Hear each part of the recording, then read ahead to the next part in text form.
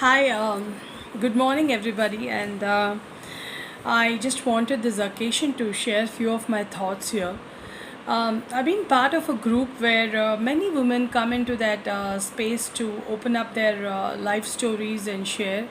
And of late, I started giving them a video message because there's a lot of things to cover, and it's also a learning thing for me because I get to see a lot of aspects of life.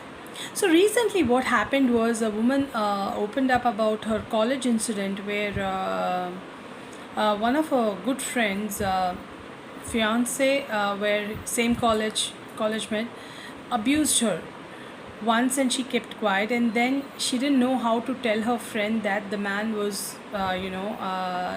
sexually molesting her. And then it again happened after a few years when she was already going study with a guy, and she told the guy, and the guy asked her that should he go and confront this, and she was not ready for it. But few years went off that her friend got married to this guy. But the story is like this, that she has this urge to get her anger out, and she's feeling helpless and angry. And she put her thoughts to the group asking that, to see uh, the whole, how the other people, other women feel. The most bizarre part is, which is very sad, many women asked her to keep quiet. They asked her to just shut it down. They said, why are you ruining your friend's life by telling her this? Because it happened long back. Why are you talking? Why are you going into somebody's married life and breaking it? Now, I know from which aspect they are coming and telling they want to protect the lady's marriage. There's so much importance is given into protecting the marriage, but the sexual abuse or the assault is being not taken that serious because marriage seems to be one notch high. I don't understand the logic.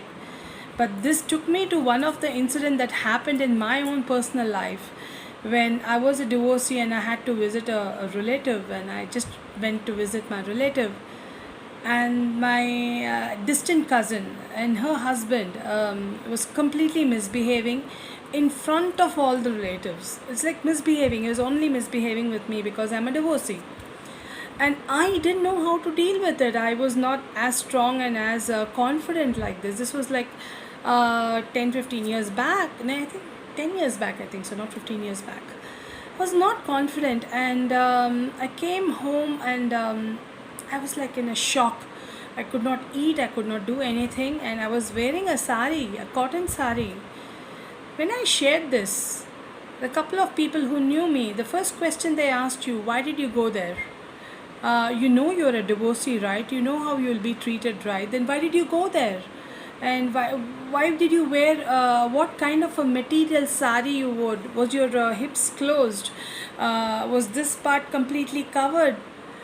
I was flabbergasted. I was completely shocked. I didn't know what to say, and that was the first time. It was a big slap. I kept quiet and I came back, but you know, every day that helplessness was killing me. I had a daughter. I didn't want my child to get into a world where this is being considered to be normal, because that man is a married man, and it's one of my distant cousin sisters, and I have to consider her marriage more than what that guy did to me. But nobody wanted to support because nobody wants to bell the cat. And then I took some therapy, and one day I decided to just find his number, and I called him and I confronted him. He behaved as if he didn't know anything about it, no idea about it, and he was like blabbering. He said, oh, that time I did, I don't know, you are just lying and all those things. And I said, in front of your wife and everybody, I did. If you want, give it to your wife, I'll talk to her also. He didn't want to do that, and the call was quite short, and he was extremely angry and kept it. It went in the, like it spread like a fire among the relatives. And you know what happened? What is the consequence? They cut ties with me. They cut ties with me. And very few years, that girl also got divorced, and still the ties are cut. This is the impact of an abuse. we still haven't woken up to the fact that we need to confront such abusers, you know, straight. And if you don't do it, they will still keep abusing. And I don't know what other women or other men are going to think. I would really like you to open up. My question is very simple. Do you want your children to also be subjected to such kind, where you value a marriage? An abuser can be married, but he should not be shamed. He should not be called out. He doesn't have any responsibility in the society. Will you agree to that for the next generation? And if you are keeping quiet now, tomorrow your sons and daughters will be the victims and also the perpetrator. This is my point. I'm not saying that I'm not saying that you have to go and beat up the abuser or something, but I really want to know what is your opinion. I really want to know that it is fair to shame somebody who has come in open and spoken about her abuse. And you, when you're abused, your mind is in shock. It takes time to even come to terms with that story.